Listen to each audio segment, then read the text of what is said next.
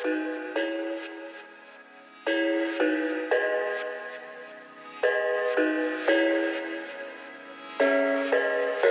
बेटा देखिए, अब देखो यहाँ पे कितने तरह के क्या क्या सवाल बनते हैं, क्या क्या चीज़ें आती है, आपको समझना है, सीखना है और बहुत कुछ आपको नया देखने को मिलेगा। मतलब एक तरह से आप देख लीजिए इस चैप्टर का सेकंड पार्ट स्टार्ट हो रहा है। सेकंड पार्ट एक तरह से पूरा स्टार्ट होगा, 3 से 4 दिन ये टॉपिक चलेंगे और इनके बारे में समझना है। अब देखिए, बोर मॉडल हाइड्रोजन स्पेक्ट्रम को लेकर बात करता है। मैं पहले आपको पढ़ा रहा हूँ बोर हाइड्रोजन स्पेक्ट्रम क्या होता है। सबसे पहले हमने पढ़ा स्पेक्ट्रम, स्पेक्ट्रम के बाद में हमने बात करी हाइड्रोजन स्पेक्ट्रम कैसा दिखता है, एमिशन स्पेक्ट्रम, जो हमने कल लाइंस वगैरह की बात करी। अब हाइड्रोजन स्पेक्ट्रम की लाइंस से आगे थोड़ा सा और हम बढ़ेंगे, इसके ऊपर कुछ न्यूमेरिकल्स आते हैं, कुछ कॉन्सेप्ट्स आते हैं, वो समझकर हम बोर की बात करेंगे। ठीक है, अब कल हमने जैसे बात करी अलग अलग स्पेक्ट्रम्स की, तो मैं कुछ और बातें बताने वाला हूं आप लोगों को, थोड़ा समझने की कोशिश करो और साथ साथ लिखते चलें।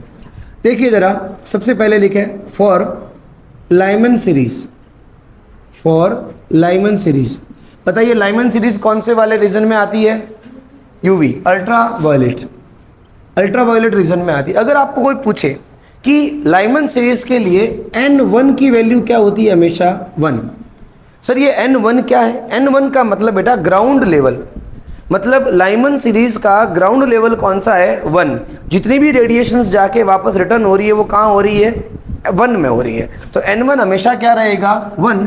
लेकिन कोई पूछे इसका N2 तो 2, 3, 4, 5, 6, 7 कुछ भी हो सकता है। बात समझ रहे हो? मतलब इनफाइनाइट तक चलेगा N2। इस बात का आपको ध्यान रखना है,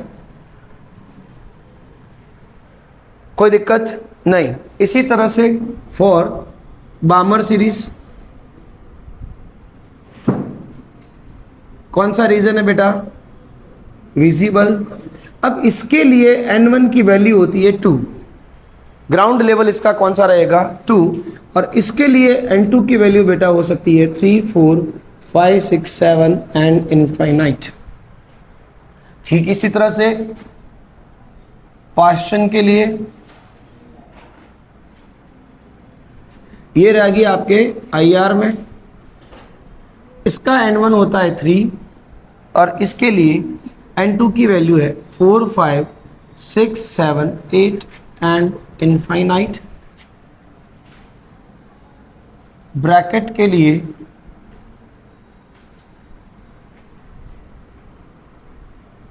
वही IR ही रहेगा। इसमें भी कई बार नियर IR, फार IR और IR ऐसे भी कई बार थोड़ा सा कंफ्यूजन करवा देते हैं, वो हम कोई क्वेश्चंस में इसको देख लेंगे। इसका N2 का वैल्यू होता है बेटा 5, 6, 7, 8 एंड इनफाइनाइट। और फन के लिए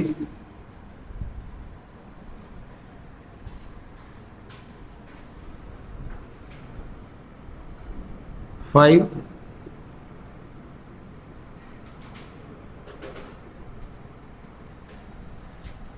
हम्फ्री के लिए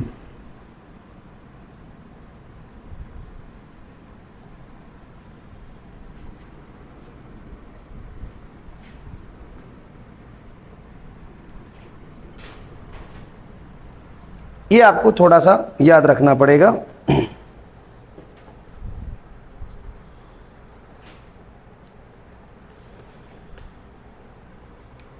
हो गया? इससे आगे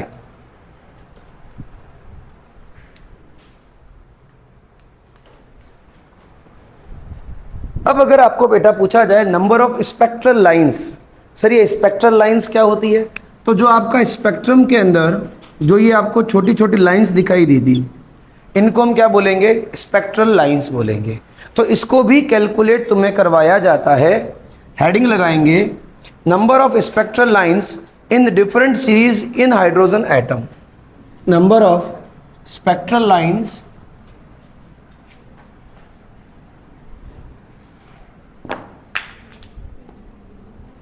नेक्स्ट देखें, number of spectral line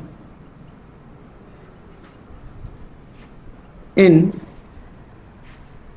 hydrogen atom spectrum, yet in different series of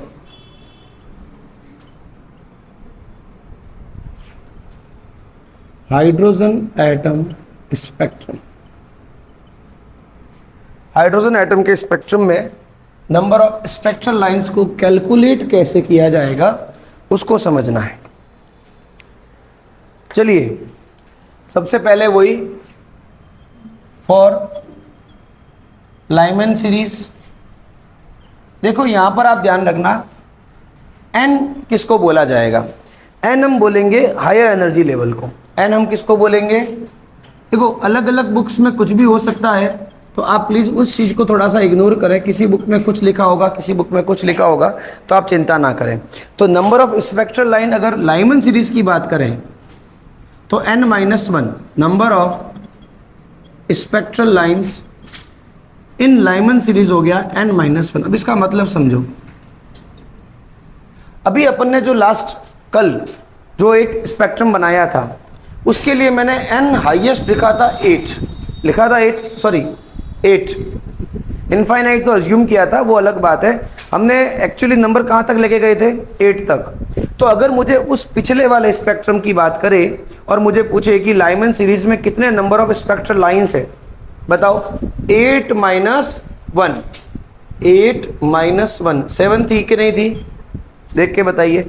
अब ये एग्जामिनर आपको बोलेगा if the maximum number of energy level is 7 then what will be the number of spectral lines in the Lyman series? तो 7 - 1 कितनी हो जाएगी? 6। अगर maximum number of energy level आपने 5 ही माना है तो बताइए लाइमन सीरीज के लिए नंबर ऑफ स्पेक्ट्रल लाइंस कितनी मानी जाएगी? कर सकते हैं ना? बहुत छोटी सी बात है, समझने वाली बात है, कर सकते हैं। तो एक बात तो आपको ये याद रखनी है। अब इसी तरह से आप number of spectral lines in बामर Paschen bracket करें तो फॉर बामर सीरीज, अब यहां करना है n-2। क्या करना है? n-2 number of spectral lines है ना, नंबर ऑफ स्पेक्ट्रल लाइन जो होगी वो होगी n-2। इसी तरह से पास्टन के लिए नंबर ऑफ स्पेक्ट्रल लाइंस जो होंगी n-3। ब्रैकेट के लिए n-4।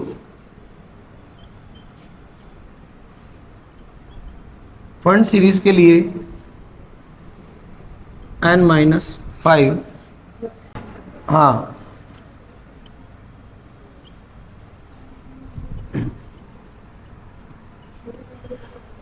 चलिए आगे बढ़िए। थोड़ा स्पीड फास्ट रखें बेटा, इस पे सब पे हमको क्वेश्चन भी बहुत सारे करने पड़ेंगे। चलिए नेक्स्ट,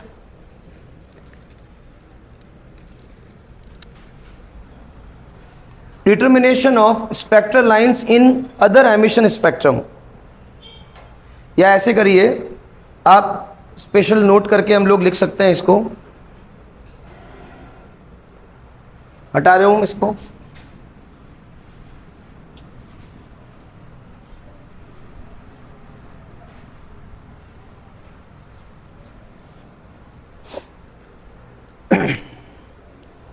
नोट लगाइए, स्पेशल नोट लिखे इसमें। When the transition of electron occurs from, when the transition of electron occurs from excited state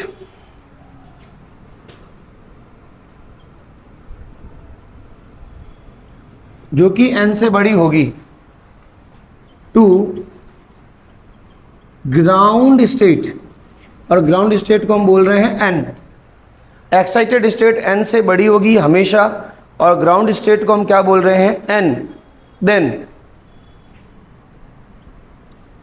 number of spectral lines n multiplied by n-1/2।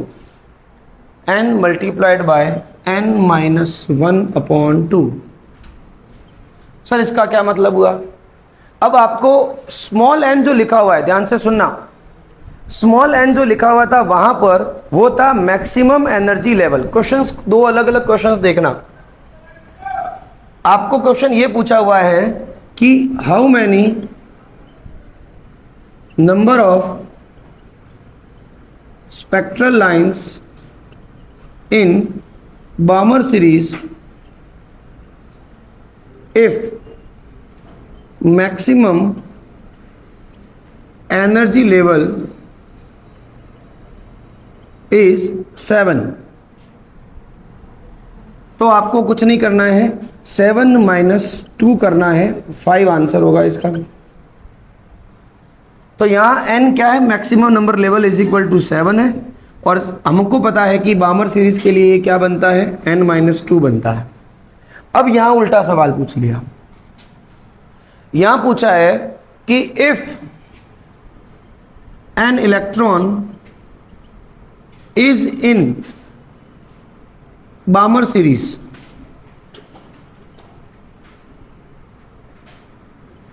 and excited or transist into bracket series, then how many spectral lines will be there? सुनो ध्यान से, आपको कहा है कि एक electron है जो अभी बामर सीरीज में है, बामर सीरीज में है। बामर सीरीज में होने का मतलब उसकी ग्राउंड स्टेट कौन सी है? बामर की। और बामर का मतलब हो गया n is equal to 1, n is equal to 2, n is equal to 3, n is equal to 4। तो मैंने फर्स्ट सीरीज को, फर्स्ट को क्या बोला था? लाइमन। लाइमन के लिए n की वैल्यू हमेशा क्या होती है? 1। अब वो n ये n में अंतर है, सवाल कौन सा पूछा है, क्या पूछे? क्योंकि देखो ले दे के मेरे पास है तो n ही बोलना। अब n1, n2, nx, ny, nz तो नहीं बोल सकता। कौन से वाले फॉर्मूले में कौन सा n कब काम आएगा वो सुनना है, क्योंकि वैल्यू n ही है। कल को मैं इसी को प्रिंसिपल क्वांटम नंबर बोलूंगा, तुम फिर बोलोगे सर वो मैक्सिमम नंबर ऑफ लेवल था। नहीं, उस वाले फॉर्मूले में n रखा आप, अच्छा आप चाहे x रख दो, उस वाले फॉर्मूले में x minus 2, x minus 1, x minus 4 ऐसा रख दो। इससे कोई फर्क नहीं पड़ता कि सर n से कंफ्यूज हो रहे हो, तुम उसकी जगह अपना नाम लगा दो।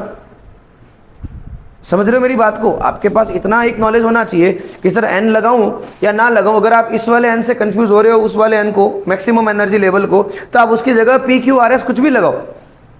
समझ रहे हो बात को? आपका फॉर्मूला आपको ध्यान रखना है, बस लॉजिक आपको पता होना चाहिए, ठीक है। अब इसका ओरिजिनल लेवल है बामर। बामर का मतलब लाइमन, बामर और पास्चन और ब्रैकेट, यही होता है। मैं ये कह रहा हूं, ये क्वेश्चन ये कह रहा है कि वो इलेक्ट्रॉन अभी बामर में है, तो उसका ग्राउंड लेवल कौन सा हुआ? बामर। बामर से वो एक्साइट होके कहां जा रहा है? ब्रैकेट में। कहां जा रहा है? मतलब electron is in बामर series and excited into Brackett series. अब वो ब्रैकेट से वापस, अच्छा स्पेक्ट्रल लाइंस कब बनती है? रिटर्न होते टाइम। तो वो ब्रैकेट से कहां आ रहा है? वापस। अब देखो क्या लिखा है, when the transition of electron occurs from excited state to ground state. Excited state कौन सी है? ब्रैकेट। ग्राउंड स्टेट कौन सी है? बामर, मतलब आपका N2। ब्रैकेट कौन सा है? N4। अब पूछा है नंबर ऑफ स्पेक्ट्रल लाइंस, तो देखो आपका n तो हो गया ग्राउंड, और ग्राउंड यहां पे क्या है तुम्हारा? 2। एक्साइटेड, देखो लिखा है excited is greater than n is greater than 1, should be greater than 1। अब एक्साइटेड मतलब यहां पर n की वैल्यू क्या है तुम्हारी? 4। हालांकि हमें इसका कोई रोल नहीं है, इस फॉर्मूले में इसका कोई रोल नहीं है रोल। आपको यहां कहीं n, मैंने n ही लिखा है। ग्राउंड लेवल कौन सा था? n इज इक्वल टू ये। अब इसको n मत मानो, आप इसको कुछ भी n1, n2, n3, n4, nf मान लो, चलो फाइनल। समझे? अब आपका नंबर ऑफ स्पेक्ट्रल लाइंस क्या होगा? 2 मल्टीप्लाइड बाय 2 माइनस 1/2। n की जगह क्या रखोगे? 2। n क्या है यहां पर? Ground state. ये मैंने इसे बताया कि n should be greater than 1, किसका? एक्साइटेड स्टेट का n, एक्साइटेड स्टेट का n अपने नॉर्मल n से क्या होना चाहिए? बड़ा होना चाहिए। एक्साइटेड स्टेट मतलब जिसकी n की वैल्यू 1 से बड़ी हो। एक्साइटेड स्टेट तो ग्राउंड से एक लेवल, एटलीस्ट एक लेवल बड़ी ही होगी। अगर मेरा इलेक्ट्रॉन थर्ड लेवल में है तो उसका एक्साइटेड लेवल कौन सा होगा? Fourth, fifth, sixth, seventh, eighth, ninth, tenth. क्या मेरा ग्राउंड स्टेट अगर फोर्थ है तो क्या उसका एक्साइटेड स्टेट 3 हो सकता है क्या? 2 हो सकता है क्या? 1 हो सकता है क्या? नहीं। समझ आई बात? देखो n से कंफ्यूज हो रहे हो तो गलत बात है। अब बताओ 2 - 1 कितना हुआ? 1। अच्छा 1 × 2 2 एंड 2 डिवाइडेड बाई 2 कितना हो गया? 1। नंबर ऑफ स्पेक्ट्रल लाइंस कितनी आएगी? 1। सीधी सी बात है बेटा, यहां से 2 से 4 में जा रहे हो तो आपके पास में स्पेक्ट्रल लाइंस कितनी आनी चाहिए? 1 आनी चाहिए। बोलो बात समझ में आई? ये फॉर्मूला आपको पता होना चाहिए। n multiplied by n -1, 2 multiplied by 2 - 1। अब आप ये मत सोचना सर यहाँ पे तो कितनी बन सकती है, सर ये भी तो हो सकती है। मैं यहां से यहां की बात कर रहा हूं, यहां से यहां की बात हो रही है। ये होता तो n की वैल्यू 3 हो जाती। आप इसकी बात नहीं कर रहे हैं, वो कहां गया? ब्रैकेट में गया। तो कितनी वैल्यू बनेगी? 1। समझ में आई बात? क्लियर? नहीं आई? कहाँ कंफ्यूज हो रहा है? आई? एक्सप्रेशन तो तेरे कंफ्यूजन वाले थे। चलिए कोई बात नहीं बेटा, क्वेश्चंस कई तरीके से पूछे जाएंगे, अभी तो शुरुआत हुई है। आपको बस इस तरह से इसको बताना आना चाहिए कि हम क्या कह रहे हैं ना। एक्साइटेड स्टेट से ग्राउंड स्टेट में रिटर्न होते टाइम में कितनी स्पेक्ट्रल लाइंस बनाएगा, ये आपको समझ में आया? सेकंड पॉइंट लिखिए। अभी बहुत सारे न्यूमेरिकल्स करने वाले हैं, चिंता ना करें, है ना। प्रॉपर वे में अच्छे से न्यूमेरिकल करेंगे। अभी देखिए सेकंड पॉइंट इसका। सेकंड पॉइंट देखें, देखिए बेटा second point, when the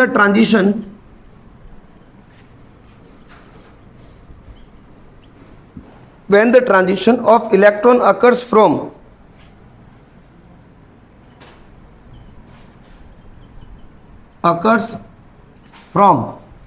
higher energy level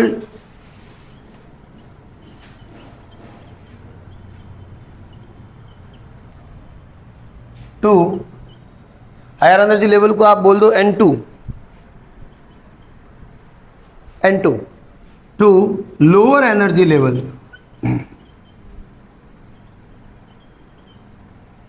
N1, then number of spectral lines is equal to N2 minus N1, N2 minus N1 plus 1 upon 2। और यहां पर N1 plus 1 को पहले ऐड करना और फिर उसको N2 में से घटाना।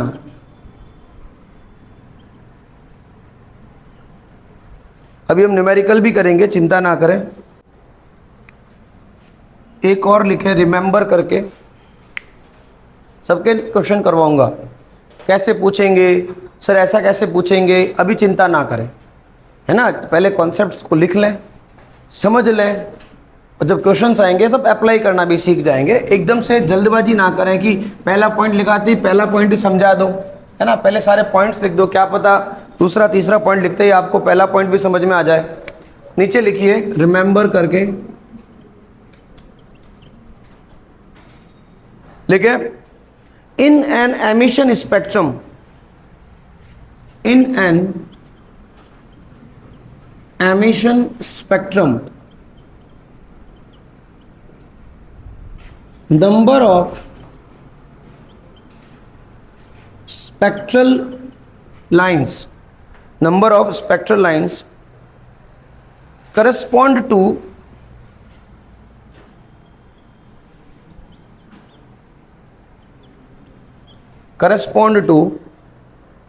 Single transition of electron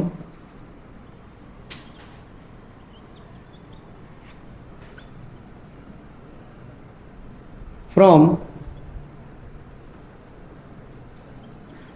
higher energy level to lower energy level. देखो ये चीज और आपके दिमाग में क्लियर कर देता हूं। स्पेक्ट्रल लाइंस जो होगी उसका मतलब है एक इलेक्ट्रॉन का ट्रांजिशन कौन सी स्टेट से कौन सी स्टेट के बीच हुआ है, वो एक लाइन बताती है। अगर मैंने कहा कि मेरा इलेक्ट्रॉन जो है वो 5th स्टेट से 2nd स्टेट में रिटर्न हो रहा है, तो 5वें से दूसरे में आने के दौरान एक इलेक्ट्रॉन कितनी लाइन बनाएगा? एक ही बनाएगा। तो एक सिंगल स्पेक्ट्रल लाइन जो होगी वो मुझे सिर्फ इतना बताती है कि ये एक इलेक्ट्रॉन यहाँ था और यहाँ से यहाँ आ रहा है, दैट्स ऑल। दूसरी लाइन दूसरा बताएगी, तीसरी लाइन तीसरा बताएगी। मतलब किसी एक इलेक्ट्रॉन के ट्रांजिशन के बारे में हमें जो इंफॉर्मेशन मिलती है वो कहाँ से मिलती है? आपके यहाँ से स्पेक्ट्रल लाइन से मिलती है। बोलो बात समझ में आई? क्लियर है? अब क्वेश्चन लिखिए। अब आप लिखें क्वेश्चन। हटा दूं मैं इसको या इसको नीचे को हटा देता हूं?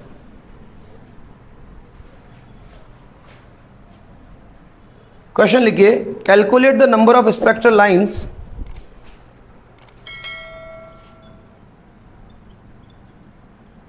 calculate the number of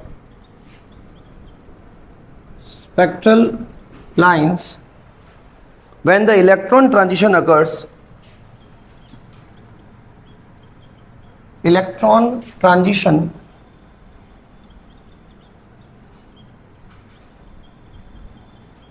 occurs from 4th energy level to ground energy state। अब देखो यहां पर समझना, शब्दों में थोड़ा उलझना नहीं है, समझना है। देखो फ्रॉम 4th लेवल मतलब मेरा इलेक्ट्रॉन कहां से स्टार्ट हुआ? 4th से स्टार्ट हुआ। तो मेरा ग्राउंड लेवल कौन सा हुआ? देखो when the electron transits occurs from this to, अब ये ग्राउंड मतलब रिटर्न हो रहा है, रिटर्न हो रहा है, तो 4th से रिटर्न हो रहा है। अब देखो ग्राउंड का मतलब तो लोअर एनर्जी हो गया, लेकिन मेरा इलेक्ट्रॉन शुरू कहां से हुआ? तो यहां पर ध्यान रखना पड़ेगा, here n is equal to कितना हुआ? अब आप कहोगे सर वहां तो आपने ग्राउंड बोला था, चीजें चेंज हो गई। इसने क्वेश्चन क्या भाषा में बोला कि मेरा इलेक्ट्रॉन 4th से शुरू होकर नीचे जा रहा है, ग्राउंड में जा रहा है। तो मेरा 4th तो वैसे तो देखा जाए तो एक्साइटेड एनर्जी लेवल है, पर यहां से इलेक्ट्रॉन शुरू हो रहा है और नंबर ऑफ स्पेक्ट्रल लाइंस निकाल। अच्छा सर हम लोग कब कौन सा वाला फॉर्मूला लगाएंगे? जब आपको सिर्फ एक एनर्जी लेवल दिया हुआ है तो n इंटू n -1/2 वाला लगाएंगे। अगर आपको ये बोल दिया है कि यहां से स्टार्ट हुआ था और यहां आके चला गया और बताइए अब कितना स्पेक्ट्रल लाइंस बनेगा, तो आपको n1 n2 वाला लगाना है। हाँ वही n2 - n1 multiplied by n2 - n1 + 1/2। बोलो समझ में आई बात? क्या इस वाले फॉर्मूले से हम लोग क्वेश्चन सॉल्व कर सकते हैं? Number of spectral lines is equal to n multiplied by n + 2/2। n कितना है? 4 + 2 4 -1 है ना, सॉरी n -1/2। तो 4 - 1 कितना होगा? 3 4 = 12/2 इज इक्वल टू 6 लाइन्स। कितनी लाइन्स बनेगी? 6 लाइन्स। बोलो क्लियर? बढ़िया। नहीं समझ में आया? कोई बात नहीं बेटा, आपको ये बोला कि वो 4th लेवल से रिटर्न हो रहा है, मतलब उसका एनर्जी लेवल नंबर कौन सा है? 4। क्या आपको यहाँ पे एनर्जी लेवल एक ही दे रखा है? n 4 की वैल्यू है। अब आप सीधा ही वो एक फॉर्मूला लगाएंगे जहां पर आपको एक ही वैल्यू दे रखी है n। तो n की वैल्यू एक ही कहां पर है? इस वाले फॉर्मूले में होती है। तो n की जगह मैं क्या रखूंगा? 4 -1 कितना होता है? 3 4 3 12 12/2 6। अभी आ रहा हूं मैं, नेक्स्ट क्वेश्चन पे आऊंगा, उससे नेक्स्ट पे आऊंगा, आप चिंता ही ना करें बेटा। यहाँ कॉन्सेप्ट्स और क्वेश्चन भर भर के आएंगे। Atomic, mole concept, periodic table और केमिकल बॉन्डिंग, ये वो टॉपिक है जो केमिस्ट्री का सिलेक्शन, केमिस्ट्री से सिलेक्शन करवा भी लेते हैं और सिलेक्शन खराब भी कर देते हैं। ये वो चैप्टर्स है, क्योंकि यहाँ पर इतनी सारी छोटी छोटी बातें हो जाती है। अच्छा, करवा भी देते हैं। अगर ये 4-5 टॉपिक अगर अच्छे हो गए, किसी के अच्छी प्रैक्टिस हो गई, तो फैक्ट क्वेश्चंस आते हैं और सीधे करेक्ट होते हैं। मतलब कन्फ्यूजन नाम की कोई चीज़ नहीं रहती, क्योंकि वो मैथमेटिक्स टाइप हो गया ना। मैथ्स में या तो राइट होगा या रॉन्ग होगा, कन्फ्यूजन तो रहता ही नहीं है। फॉर्मूला है तो राइट है, कोई इफ बट वाली कोई चीज़ तो है ही नहीं कि भाई ऐसा भी हो सकता है, वो हो जाए तो नहीं, हो ही नहीं सकता। चलिए नेक्स्ट क्वेश्चन। 2 क्वेश्चन है बेटा, ध्यान से दिमाग लगा के करेंगे। Total number of spectral lines and number of lines in Lyman, बामर and Paschen series. लिखा ना ये बोर्ड पे। अच्छा, answer total number of spectral lines तो होगी 10, और लाइमन, बामर, पास्चन में अलग अलग कितनी होगी? लाइमन में कितनी होगी? 4, बामर में 3 और पास्चन में बस। सही है, समझे? Very good. चलिए देखिए, अब हमारा जो फॉर्मूला है वो सिर्फ total number of spectral lines निकालने के ही काम आ रहा है।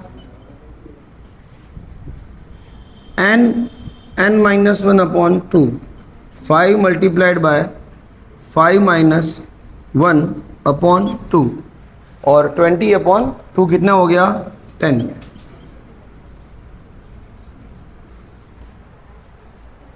अब आता है number of spectral lines in Lyman series. Lyman series के लिए स्पेक्ट्रल लाइंस के क्या क्या रहा था हम लोगों ने? n-2 या 1? तो n-1, n कितना दे रखा है? 5 - 1, 4 तो हो गई लाइमन की। Number of spectral lines in बामर series n-2, 5 - 2 कितना? 3।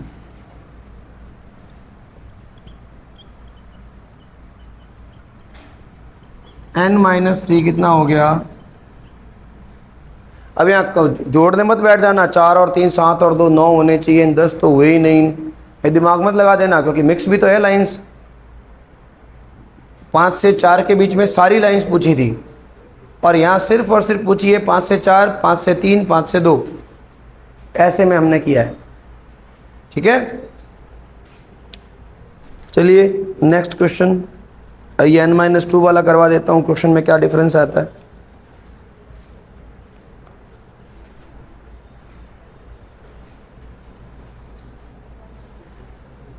चले बेटा आगे, हटा दूं?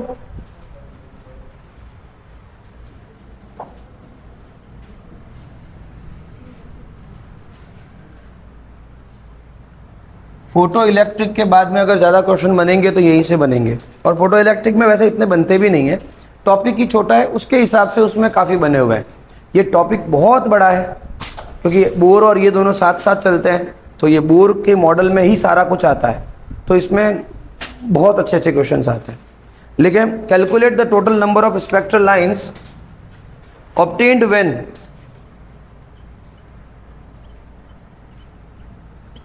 Transition of electron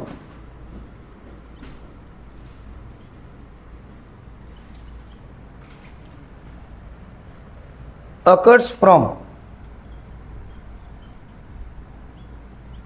n is equal to, अब देखो यहां से समझ में आएगा, 8 to n is equal to 5।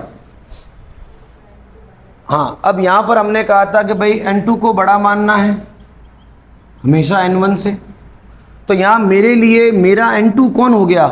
8। देखिए बेटा next question, calculate the total number of spectral lines obtained when transition of electron occurs from n is equal to 8 to n is equal to 5। अब इसका मतलब बेटा यहाँ पर हम लोगों को क्या समझना है कि N2 जो है वो है 8, हायर एनर्जी लेवल,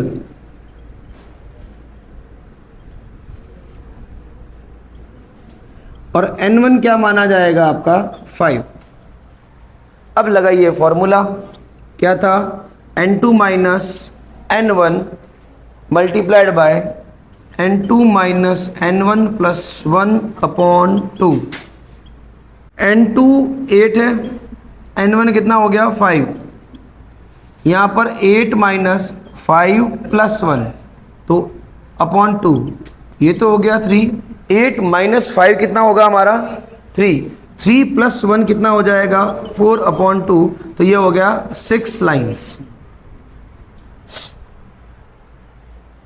ठीक है, फॉर्मूला समझ में आया। ये वाला फॉर्मूला कब यूज करना है और पिछला वाला कब यूज करना है, अब क्लियर है सबको।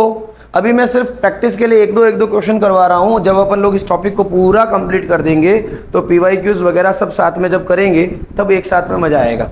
पर ये याद रखना, जो भी ये छोटे छोटे फॉर्मूलाज हो रहे हैं बेटा, इनको आप अपने इसमें नोट्स में जैसे भी करके हाईलाइट कर सकें, हाईलाइट करके रखें, या अगर टाइम मिले हो सके तो इन सभी के बाद में जब एग्जाम आने को हो या जब प्रैक्टिस सेट्स या एग्जाम आपके टेस्ट लेने हो ना, इन सभी चैप्टर के शॉर्ट नोट्स बना लें।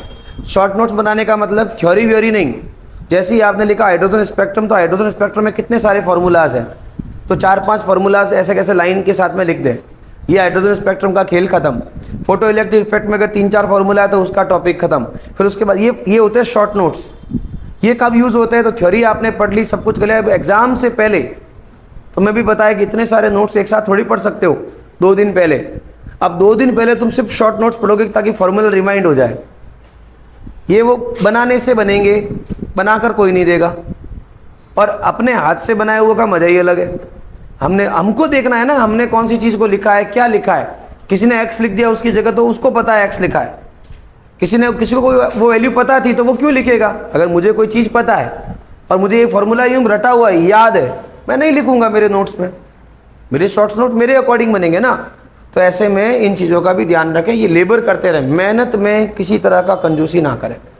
अब देखिए नेक्स्ट, ये तो हो गए स्पेक्ट्रल लाइंस के लिए 2-3 फॉर्मूलाज। अब आप हेडिंग लगाइए कैलकुलेशन ऑफ वेवलेंथ। भाई स्पेक्ट्रल लाइंस है तो क्या, एक तरह का इलेक्ट्रॉन्स है जो ट्रांजिस्ट कर रहे हैं, तो उनकी अपनी क्या होगी, एनर्जी होगी। तो लिखें determination of wavelength of spectral lines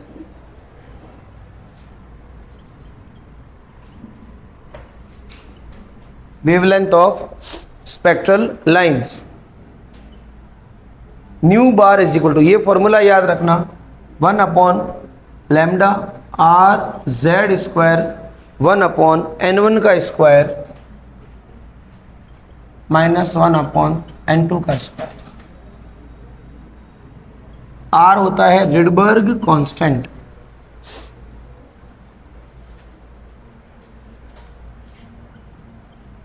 ये है हमारा वेव नंबर,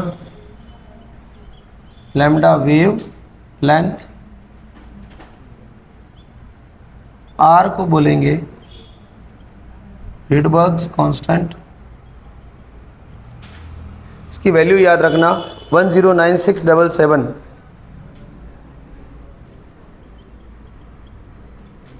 फिर इनवर्स, और N1 हो गया लोअर एनर्जी, Z हो गया एटॉमिक नंबर, N1 हो गया लोअर एनर्जी लेवल, N2 हो गया हायर एनर्जी लेवल।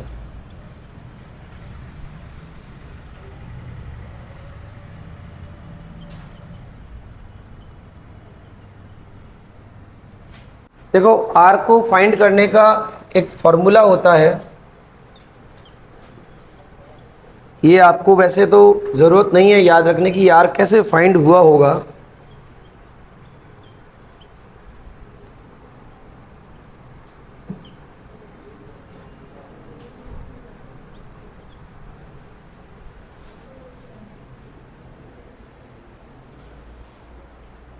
अपने को वैल्यू याद रखनी है। ये इसको कैसे कैलकुलेट किया होगा, 2m² k constant, m is the mass of electron, e is the charge of electron, c is the speed of light, h is the Planck's constant. ये सब करा के इसको हम ऐसे फाइंड आउट करते हैं। बट याद रखना है, क्योंकि आप जिस समुद्र में गोता लगा रहे हो वहाँ कुछ भी हो सकता है ना। Rydberg constant can be expressed as law. आगे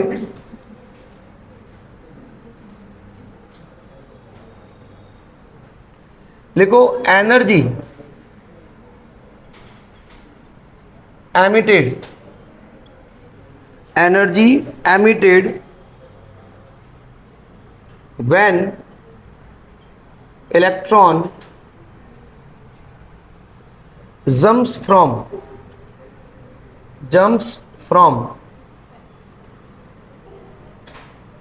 higher energy N2 to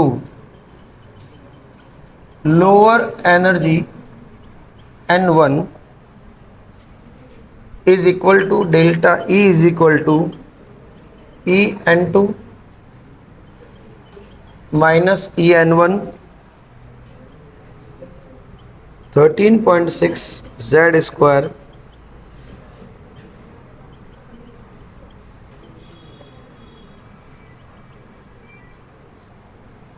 electron volt पर एटम। अब इलेक्ट्रॉन वोल्ट अगर दे रखा है तो जूल में बदल लोगे, हो जाएगा ना। ये अब देखो, ये सिखा रखा है। अब हर जगह पे इतना भी एक्सपेक्टेशन मत रखना कि सब कुछ सर लिख के बता देंगे, नहीं। इलेक्ट्रॉन वोल्ट को जूल में कन्वर्ट करना आता है तो आप इलेक्ट्रॉन वोल्ट को जूल में कन्वर्ट कर सकते हो। सिखा दिया था ना, बढ़िया बात है। ये हमने स्पेक्ट्रल लाइंस को, अभी इसमें बहुत सारी बातें हैं और बोर इसके साथ में ही बात करेगा, तो हमने शायद एक आध पॉइंट बोर का भी इसमें डाल दिया है, लेकिन स्पेक्ट्रल लाइंस, हाइड्रोजन स्पेक्ट्रम तक का हमने काम कर दिया। कल नेक्स्ट क्लास में मैं बोर के पोस्टुलेट्स शुरू करूंगा और इसकी कुछ बातें वहां पर भी वापस हम लोग थोड़ा एडवांस लेवल में पढ़ेंगे। तो आज की क्लास यहीं तक रखते हैं। Thank you so much.